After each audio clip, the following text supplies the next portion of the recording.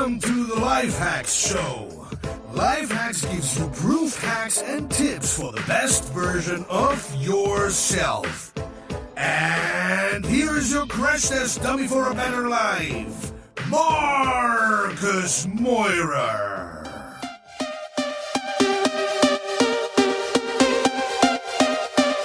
Alright guys, welcome to another episode of the Life Hacks Show, and today I'm not alone and doing a Life Hacks Quickie. I'm here with the wonderful Laura, and Laura is joining us, or was joining us, and is still here on the DNX CAMP Lemnos. Welcome Laura, and thanks for being on the show. Thanks so much. I'm excited to be here, and it's exciting that we're right now just looking right out into the sea, and it's a warm sunny day, so couldn't be better. Yeah, great. I love it. I've already been on the ocean for 2 kiting sessions. Oh, and nice. It's just so cool to be here, but also even more cooler to be surrounded by like-minded people, together like 50 people internationally, everybody flying in from different parts of the world.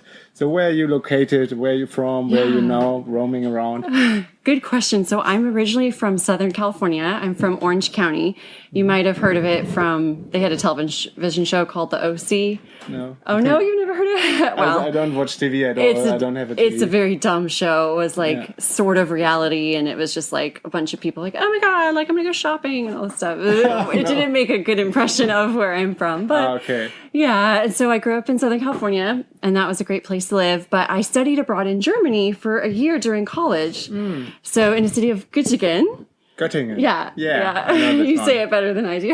Yeah, but it's a famous student city. Yeah. And I think Gerhard Schröder studied there, which is why we had a fast train that went right through it. And I guess backpacked all over Europe during that year, which was exciting. Cool. How old have you been there? At this time? I was in college, so I was like 20 to 21 years old when I was there. This was back in 2001, 2002. So this is where you, for the very first time, breathed some freedom and going out of your country and seeing the world? Well, I had traveled a little bit before, but before that year in Germany, I really had the path of, I'm studying psychology. I love school. I'm going to do really well in school. I'm going to become a professor to get my PhD and just kind of work in that academic track. But after I lived in Germany for a year and traveled so much, I realized the world is so much more open, and it just completely changed my life. And actually, when I got back from that year in Germany, my dad gave me the book Rich Dad, Poor Dad by Robert Kiyosaki, just coincidentally. And reading that, on top of having just traveled a bunch, my life was just completely changed from there. And I was like, I want to start businesses and in real estate and travel the world. So I kind of went away from the path of becoming a psychology professor and started to research investing and business building.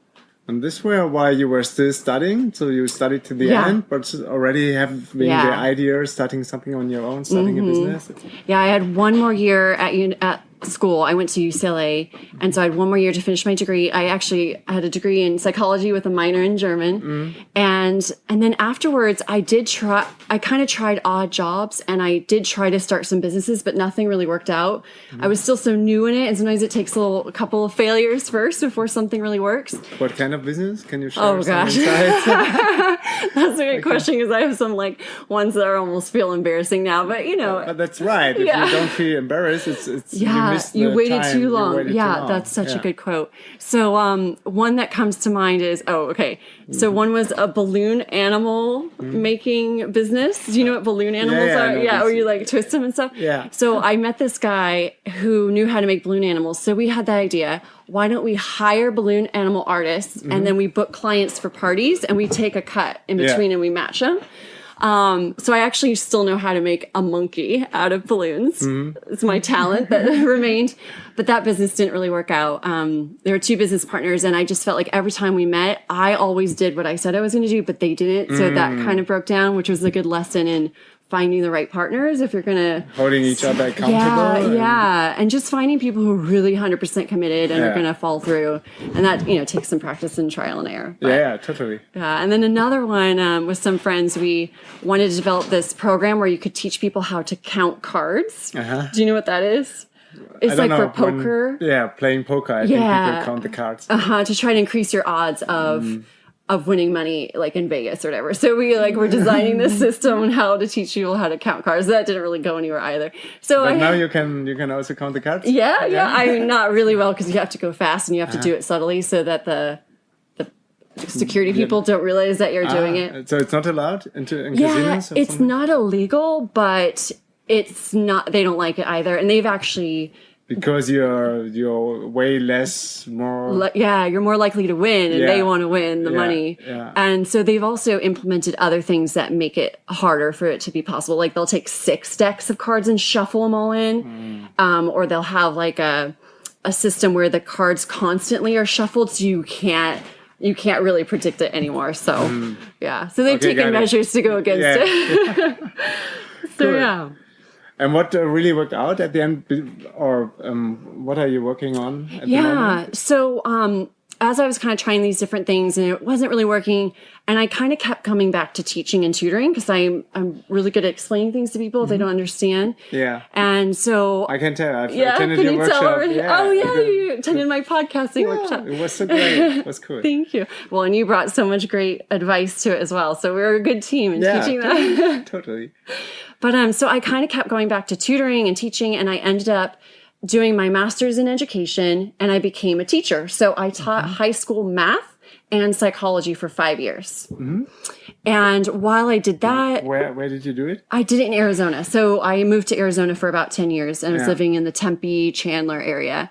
And so while I was doing that, I ran an Austausch program. So I did an exchange program with students there with with a gymnasium in Regensburg, which is going to come around in a minute. So, so that's how I learned about Regensburg. And after I taught for 5 years, I felt like I really accomplished what I wanted to do. And although I got to travel a ton because there's a lot of vacation, I still wasn't like fully fulfilling my real desire of being completely travel independent. How did you feel this?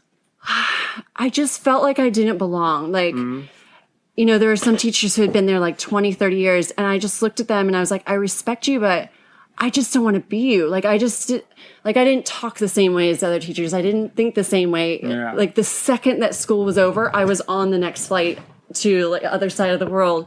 And so I don't know, I felt different, and I just had this burning desire in me that I still wanted to start a company even though it hadn't worked yet. So I had also started teaching online psychology. So I had kind of a basis of just basic money to kind of pay my basic bills so I didn't just starve. And I decided to just quit teaching without, you didn't even know what was gonna be, and just stop. Really? Because you have to just jump sometimes. Yeah, sometimes. For some people, it works better. Having a really hard cut and then being forced to invent something swim. While flying down the cliff. Yeah, exactly. And some other people like the smooth transition or building a business beside. But also for me, it didn't work like building the business beside. I couldn't get that much time I needed. Yeah, that's what I felt too, because teaching is so amazing, but it's really exhausting. Like, it's all day in front of students. And then afterwards, so much grading and so many extra meetings. So I never really had time or energy after work to be able to work on something. So it was best for me just to cut it and jump. Yeah. So, when was this? That was about 5 years ago now. All right. Yeah. And so I ended up starting a tutoring and test prep company, which is perfect, you know, with my background. Yeah. And I ended up meeting my business partner, who also had experience in having started a tutoring company when he was a high school student himself. He's like a real young entrepreneur. Wow. So, where did you find him? Where did you through a friend. I was like feeling really down one day, and I was talking with a friend, and I was like, I want to start a business, but I have no idea what to start. He's like, well, if you're going to start something, what would it be? And I'm like, I think just something with education, because that's what I'm good at and passionate about. Yeah. It's like connecting the dots. It always helps because you're more experienced and it feels more natural when you just use your background. Exactly. It's like, go with what you're already strong in. And he was like, I have a friend you should talk to. So just because I vocalized it kind of made the universe come together. This is how it goes, Yeah. So we started Student Tutor 5 years ago, and we focus primarily on helping high school students with math and test prep, like SAT prep and ACT prep, because it's so important, especially in the United States, in order to get into good colleges and also to earn scholarships to help pay for college, because college is not subsidized at all in the US. It is really, really tough. Students will graduate with hundreds of thousands of dollars in debt. It's it's really bad. Yeah, So it's crazy. People are, when they got out, they have lots of debt. So still they're like somehow in a bad position because they have to work for a company to get out of the debt, and then they buy a house or something, and they are again into debt, and it's like lifelong. You're always trying to catch up, and this is how they get people into the system, and this makes it even harder to step out, right? Yeah, for sure. You just then you're like in the rat race. Even before you start a job, you're already like trying to just catch up to zero. Yeah. And so some really great things is like, what a lot of students and parents don't know is that just a small increase in their SAT score often can qualify them for thousands of more dollars in scholarships, but they don't know this. So we're trying to educate them in our blog and our materials, and then help them with the tools in order to do better on the exam and have the confidence to do well. Cool. So it's an online platform where you teach with online videos, or how do you set it up? Well, we started as only doing tutoring and one-on-one in person, but as we grew, and as the technology has improved, I really wanted to be online because I thought, why only help students in Phoenix, Arizona when we can help students on Earth, like anywhere on the planet? And so we have tutoring in person, primarily in the Phoenix area, but also in different pockets around the US. And then we have online tutoring for anybody. We've got some amazing platforms where students and tutors can write on the virtual whiteboard at the same time, pull files in, write on it, and talk and see each other. So it takes down all the barriers now with the technology, which is really cool. And then we're just rolling out right now some online prep courses as well. So it's 100% digital. It's convenient. You can do it whenever it works for you. So we've got tons of presentations, incorporating some videos, and I'm even reaching out to the clients right now for feedback. Do you guys want like a once a week or once a month, like live mini course so that they can get questions answered? So we're kind of trying to get some feedback from our clients to see what they really want to make it better. Okay, cool. This is the status quo at the moment at this project. What do you mean? Oh, that's up to date status. Exactly. Yeah, I'm even working on it here at the camp. Great. So you also got some things done? Yes, for sure. Which is a little hard because it's so gorgeous here, but yeah. Yeah, I know. And beside this, you also started your own podcast, or how did this come? Yeah, so for the past year and a half, my tutoring company has been to the point where we have amazing people on our team who are running a lot of the day-to-day. So it kind of gave me a little extra time to focus on some of my own passions too, like outside of education. So I was helping a great friend with his podcast, as he does the podcast for the Internet Marketing Association, which has over 1 million members around the world. And so he's the official voice and podcast host of there. And I was helping him on the back end with social media and doing the show notes write-ups. And so I just got really exposed to podcasts. So this is really cool. Yeah. So he and I started a podcast production company. So we're helping other companies who want to launch their own podcast and be seen as the industry authorities in their niche. Like a productized service? Yeah, we're doing a service, exactly, where we help companies, usually mid to bigger size companies, start their own podcast. And we also help them with a bit of the content marketing as well on the back end. So they can just, have a podcast, also generate more shares and more content that they don't have to sit down and write. And we kind of like help take it off of their plate.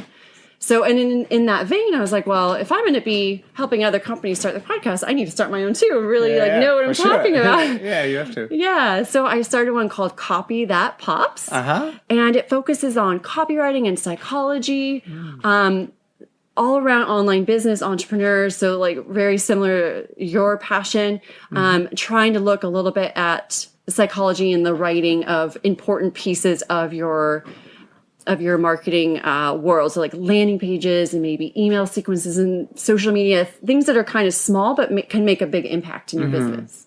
Totally. Very cool. And your podcast service is like out of the box, they just have to upload a file into the Dropbox and you care about everything? Yeah, pretty much. And we really walk them through it as well, because a lot of people they don't even know what microphone to get. They don't know how to save a file. They don't know how to capture it with their guests if they do it on Skype. So we really walk them through every single step.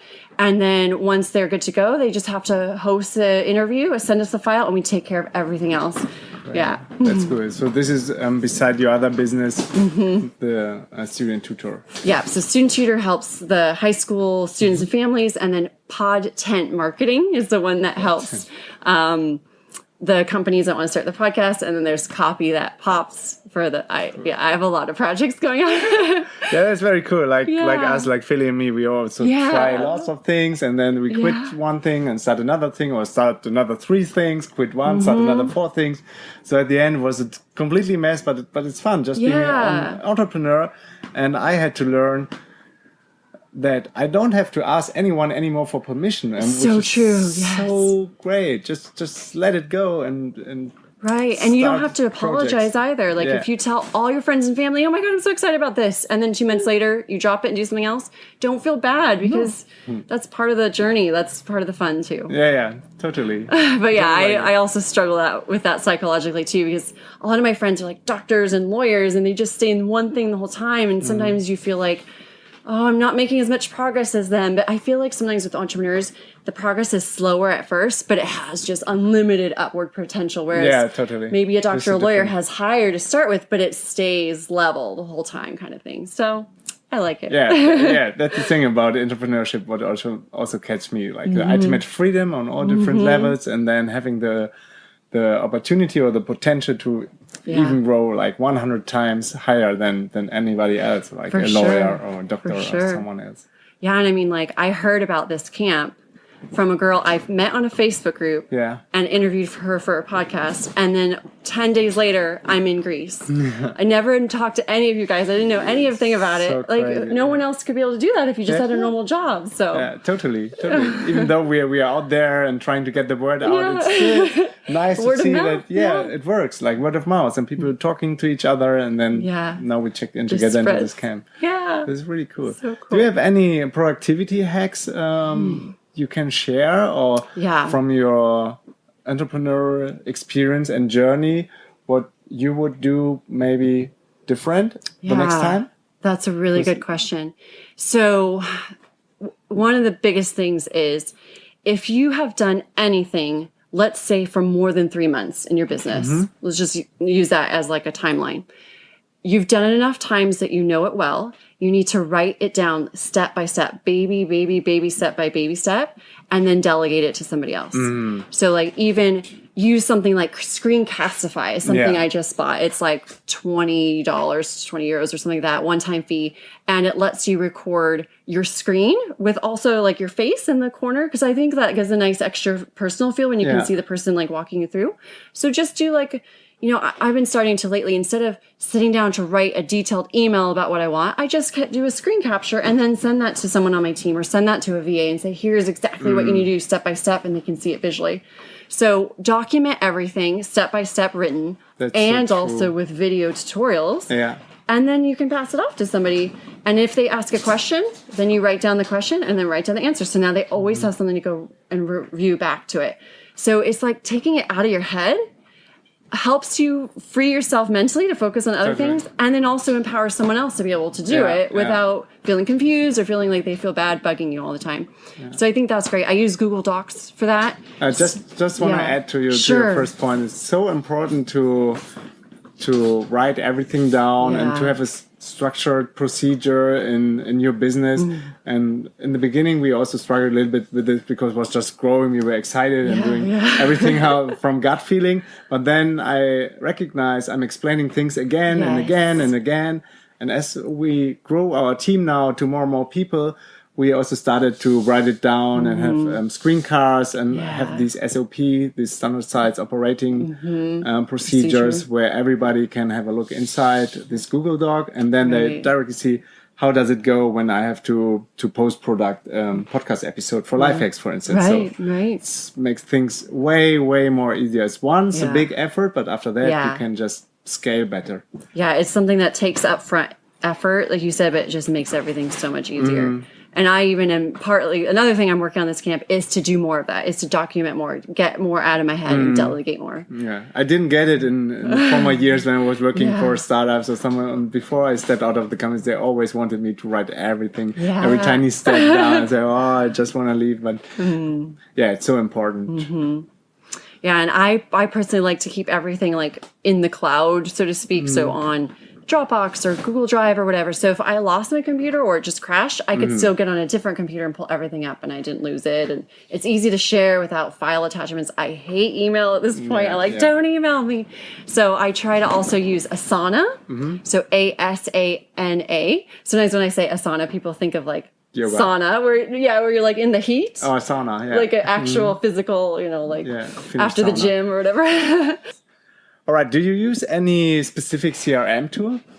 Yeah, so, we use Basecamp in terms of working with clients on kind of like the onboarding type of thing. So we've got Asana for internal communication and then Basecamp for external with clients. So we have all the documents they need and like different tasks that they need to check off in order to be ready for tutoring, ready for the courses and things like that.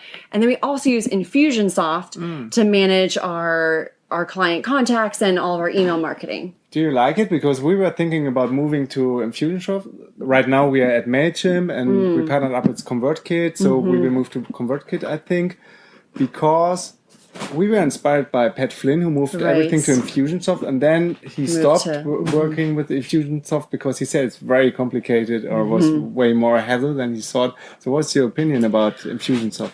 That's a good question. I think that it certainly depends on what you want to do or your business. So we jumped onto the Infusionsoft wagon a couple of years ago with the tutoring company, and we love it. So we have a lot of stuff going on. We actually run all of our HR. So all of our tutor hiring process is 100% built out in Infusionsoft, which is amazing. We love that. You can adjust it so good, right? Yeah. And once you get the hang of it, I wouldn't say it's easy, but it's manageable. But there is a bit of a learning curve at first. And I have to say their tech support is amazing. You can get on the phone, on chat, and they'll even do a screen share with you so you can actually see at the same time with each other, which is super helpful. I love the live chats, which pops up on more and more websites. Yeah. Everybody now has these live chat options. And we're thinking about also adding one on our websites. It's so cool. Yeah. It's so service-oriented. Exactly. Just help them right away. Yeah. And I actually used to live in Chandler, which is where their home base is. So I've even gone to like their headquarters at like their grand opening event and all this stuff. So I have like a little bit of like personal connection for them. But I have to say with these new projects I started, I was like, I don't know if I want to spend the money for my own, newer things, because it is a big price tag for Infusionsoft. So in the past, since I started this other stuff, in the past 6 months or so, I started with MailChimp. Then I tried Aweber. Then I tried Convertkit. Well, I looked at ActiveCampaign. I jumped in there and it didn't get it. Then I went to Convertkit because I was totally inspired, like you were with Pat Flynn. But then I got really mad because I couldn't do certain things I knew I could do in Infusionsoft. This is why we never went on Convertkit. Yeah. And now I just put all of them in Infusionsoft. Yeah, okay. Yeah. So that's familiar for you, and you know where to click and what happens next. And it's so complex, but then it gives you so many options, where other ones are maybe a little easier to use for one segment of things. So I think it depends on how complex your company is and how complex it is that you want to interact with your For instance, what already annoys me at Convertkit is that you can't give multi-user access. So we have many VAs, social media manager, marketing managers working for us, and everybody has different rules and rights in MailChimp in preparing our newsletters, for instance. And there's just one general master login. So interesting. I think the target group is also more for bloggers or solopreneurs, not for like companies working with many people in there. Yeah, I'm saying if you're just starting out and you've never tried any other one, start with like the MailChimp for free. Start building your list. Do like stuff manually. Just, work on that until you're comfortable, and then move into like Aweber or Convertkit or ActiveCampaign, OneResponse. There's tons out there. And build your way up to it. So I would say if you're just brand new, don't just jump into Infusionsoft because it's too complex and too expensive, and you're not going to use it all really. So, yeah. Cool. Yeah. Right. Any more hacks? Any more tools you want to share? Well, I guess I'm also obsessed with landing pages. So I use lead pages for landing pages. But it's quite expensive, I think, huh? Yeah, it's not super cheap. But if you're going to be if you're going to do a lot with it, it's not just landing pages, but also lead boxes. So like you can do an image like on your widget sidebar, where if they click it, just a pop-up clicks. It doesn't take them off the page, and they can jump into, lead capture that you're giving away something for free. I joined their lead pages conversion course, certification course. So I'm almost done with that course. So I'll be able to put on my resume officially like lead pages certified. And then ClickFunnels I really like as well for landing pages. And also sequences of funnels. Like, so that ClickFunnels makes it really easy for upsells and downsells. Yeah. But their customer service is a little bit of a challenge. It's only texting, like it's only messaging. And sometimes that can be really hard if you're just super like into a project. Yeah. And you need help right now, but you Yeah. have to send a message and wait a few hours and then they don't understand. So then it's like back and forth. It's a little bit hard. Sometimes it's great to get someone on the phone. But I have to say their product is great. Once you really figure it out, it's in some ways better than Lead Pages because it's more robust. So again, it depends on what you need it for. And there are some free plugins for WordPress for landing pages that you don't have to pay for at all, or it's like a one-time $20 thing. So Great. there's options for everybody. Great. Thanks for sharing. Yeah, my pleasure. Yeah, and as I see, landing pages is a big passion of you. So Yeah. we just committed on doing like an experiment on this podcast, and now you're gonna interview me for your podcast show, Yes, right? I am. I know. So if you want to hear part 2, you have to come over to Copy That Pops to hear Marcus be on the hot seat. Okay, so I would say then we shut down this episode on Lifehacks and go over to your podcast and go on Sounds with the interview. So I will just stop the record here, and yeah, thanks for listening. Thanks for listening. Thanks for being here on the show. It was a pleasure. Thanks for being on the camp. Hopefully not the last time we see us. Oh, no, definitely not the again last somewhere time. in the world. Next time I'll bring my husband and our little dog. Yeah, why not? If it's Let's allowed. see. Yeah, we have to find a proper location and Yeah. then we do it. Yeah. Great. Okay, thank you very much. Cheers. Peace and out.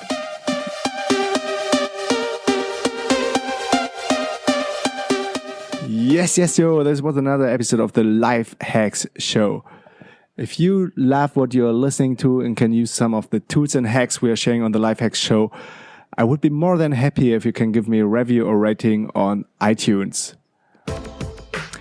Follow me on facebook.com/Moira Markus and just ping me and give me some feedback that would mean the world to me.